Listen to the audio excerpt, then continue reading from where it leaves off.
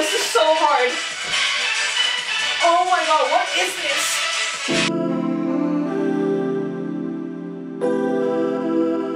You guys, check this out. I bought myself like a book stand, so like on the side like my book can just stand, because you guys know that I like to read while having my little morning appetizers here, the usual wafers, lotus biscuit, coffee. So yeah, I am just gonna do this. I have a Zoom client in like 30 minutes, and then I'm gonna do full day of eating, so I will catch you guys after my Zoom client to properly intro this video. Okay you guys, excuse like the morning face. It's still 7 a.m. I'm just about to prep my oats right now. So I get asked a lot actually, like, how do you make your oats? Like, they always look super cakey. I actually have like an Instagram reel that like explains exactly how I make them, but I'll show you guys right now. So I just have like my Tupperware on the scale right now. I'm putting in a Tupperware because I think I'm gonna eat at the library today, so I am gonna be pushing back my first meal a bit later today because I have a closing shift at donut time, i.e. I'm gonna be home really late, i.e. I'm gonna have like my last meal super late, and I'm also doing a NATACHA OCÉANE workout. So today's like my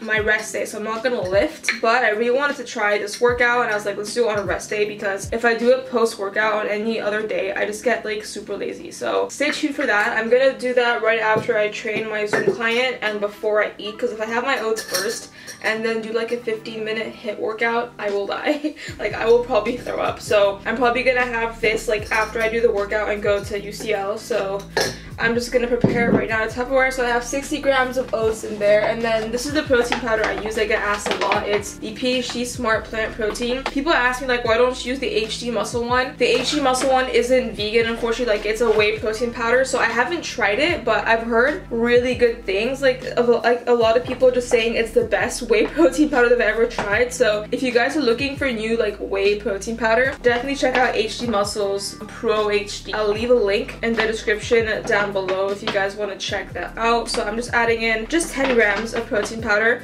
I don't add that much because I get most of my protein from seitan anyway. So yeah, this is like the last of what's in this bag. So the next ingredient is, you guys know, stevia. This is the only one that I also get asked this. I get like, it's called stevia leaf sweet granules. This is expensive, but I don't care. Like, it's one of those things where it's like, I will invest. Like, I will invest my money in this stevia because it's the best one. It doesn't taste like shit, and it doesn't have like calories in it. Like, I think per 100 grams it's like 3 calories, and you're not gonna put 100 grams anyway. Even if you do, 3 calories isn't that big of a deal. So that's why I use that one, because some other sweeteners, like, they'll have like 10 grams of carbs per 100 grams, which is pretty like useless. Like, why are you even using that anyway? And then the last ingredient, I just use cocoa powder or cacao powder or whatever you want to call it. I need a spoon. So I really like adding in cocoa powder to my oats because it just makes them taste like chocolate cake. So I just do like 10 grams. Okay, so those are the 4 ingredients that I use like before I pour in the water. So this whole time I had water in the kettle just boiling, and I'm just gonna mix this up. So the key here to like not get it all lumpy is to really mix these ingredients like together, because like if you don't and you pour the hot water over it, the protein can kind of like clump together. Even the oats kind of clump together. So you want to mix this up like thoroughly, really well. Like, it takes me about a minute to mix it,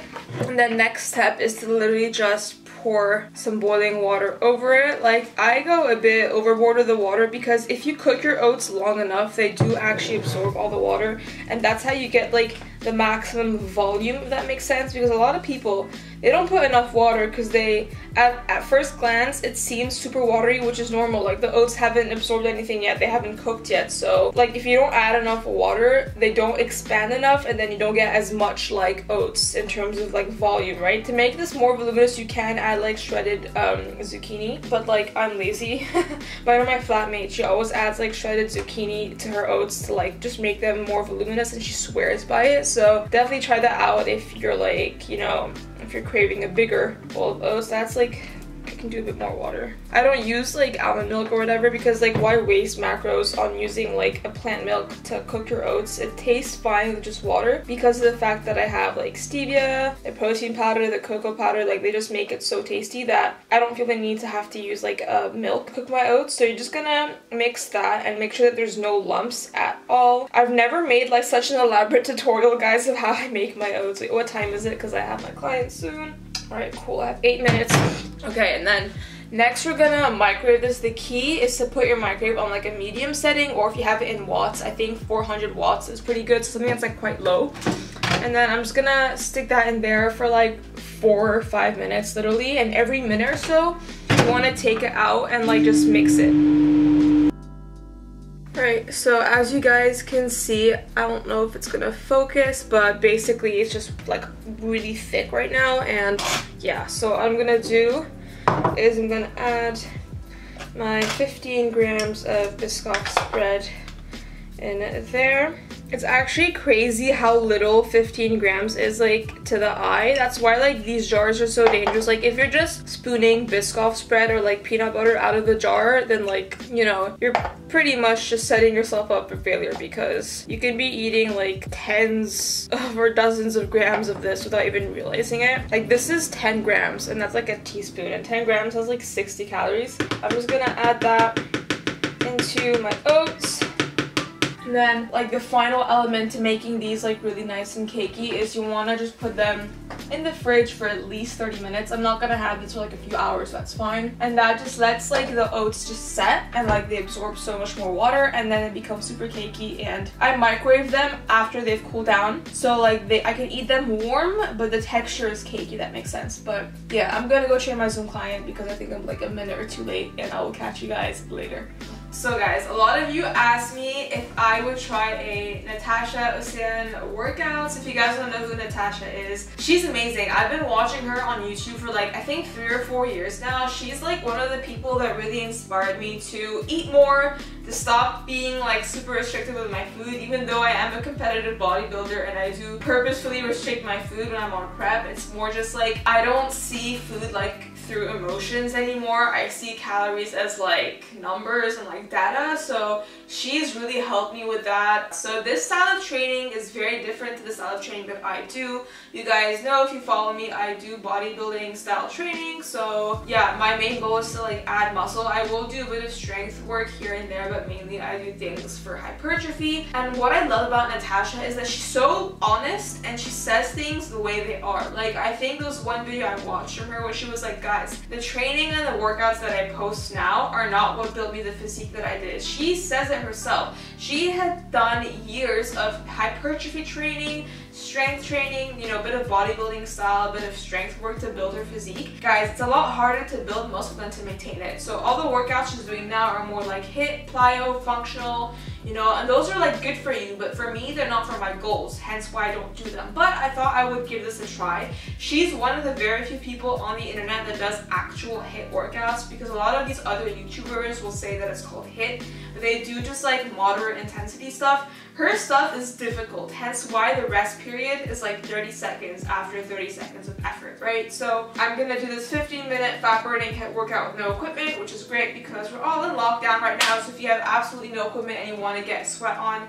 do something healthy for you, give this a shot. She's wearing a very nice bright blue Gymshark outfit. I don't have the same outfit as her, so I thought I would do the same, but like with Alphalete. Yeah, I'm very scared, but I'm also happy that this is 30 seconds rest in between. Without further ado, let's just get straight into the workouts. Oh wow, that looks intense. Okay, so she's doing like a squat jump for the twist. My legs are so sore. I did legs yesterday, you guys. She does this so fast and she squats down so deep. What are you doing? Oh my god. Woo. Oh my god, I was not going as fast or as low as her, by the way.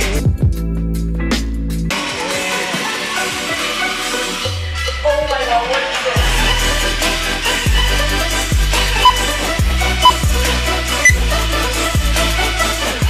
Oh my god, this is so hard. Okay, this one doesn't look too bad.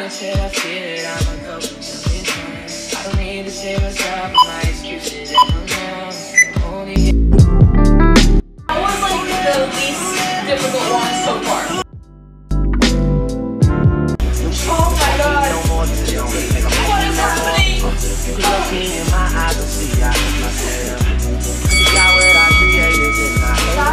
That was like the worst one.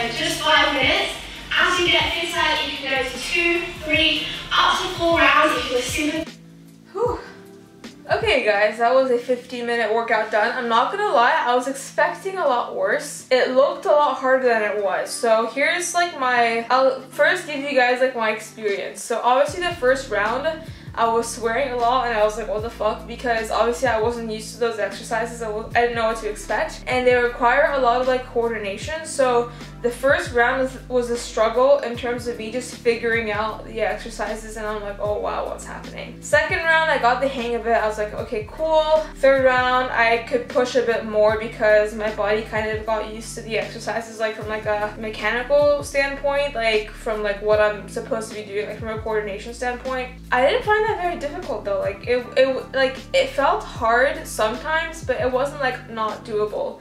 I think it was more difficult when it came to like balance, coordination, stabilization, but in terms of actual like work effort and work capacity, it wasn't very hard. That could be because maybe I wasn't pushing very hard because I was still kind of like learning the exercises. Like even like that third round, I kind of stumbled and almost fell when I was doing those like toe touch thingies. So that could be a reason why I couldn't push very hard. But also I find that because it was only 30 seconds, I felt like I wasn't doing much. I was kind of resting half the time. So if you're a beginner, definitely try this out because the rest times are very, very good. Like 30 to 30 seconds, like 30 work time, 30 rest time is great, because if your cardio isn't great, then like this is great. I have pretty good cardiovascular fitness, so I feel like next time if I'm ever gonna do a HIIT workout, I would do 45 seconds on, 15 seconds off. But also the more you do these same exercises, the better you get at them. And once you're better at like performing it in terms of like form, stability, core strength, you can actually push harder. Like Natasha was like pushing a lot harder than me because she does these on the regular. I don't do these kinds of movements ever. I don't do functional training, things like that. So if I get better at like actually performing those, I can push a lot harder. But yeah, honestly, like, would I do this again? Probably not, because I don't do these kinds of workouts. Like, it's not part of like my goal, and it's not what I enjoy. It's not the training style that I personally enjoy the most. But if you're looking for ways to just move your body, get moving, work up a sweat, and get some more like core strength, this is like a lot of core strength required, definitely give this a try. Also, go subscribe to Natasha if you're not already subscribed to her. Like, honestly, she's one of like the most vibrant, positive, amazing people ever. Like, seriously, like I remember I met her once, like 3 years ago now. It was like at this thing that Grace Beverly was hosting to like sell like used gym clothes, and I met her there and we had like a super long conversation.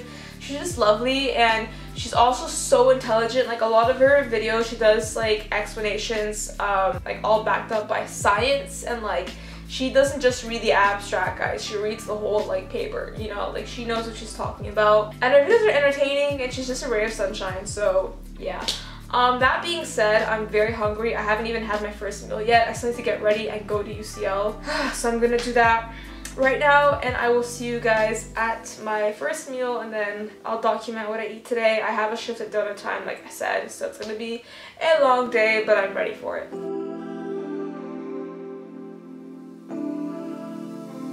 Alright, you guys, it's like 11-ish. I'm like a 2-minute walk away from my library.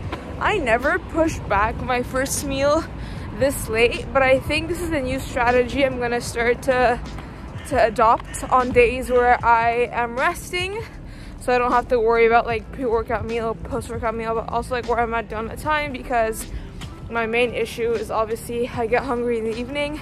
In the morning, I'm not too hungry now, surprisingly enough. This isn't intermittent fasting because I didn't have like that morning coffee and stuff. It's more just like pushing back my first meal. I don't know if I can vlog in the library because it's getting busy again, and I don't like filming myself when there's a bunch of students around me, but I'll show you guys what I eat. Just might not talk when I'm there, so I'll probably catch you guys when I'm at donut time.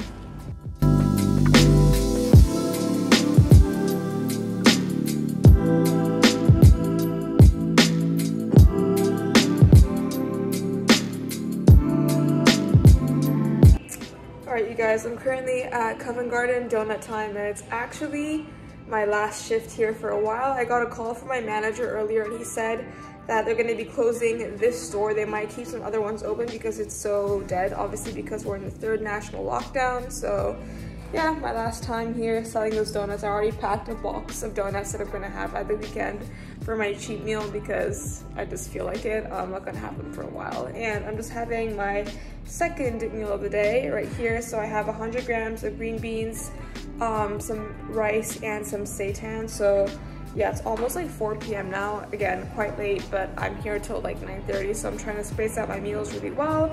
Gonna have this, do some editing, literally just chill. I don't have that much work to do for a change because I banged out so much work earlier today. I was at the library. So yeah, that is a little update, and I'll catch you guys at the next like snack or beverage or meal that I have. Update, it's 5:15. This is my setup. Heater, 70 grams of popcorn. This is a fat bag of popcorn, guys. 70 grams. I made this myself, by the way. I just add a bit of salt to it to make it not taste like cardboard.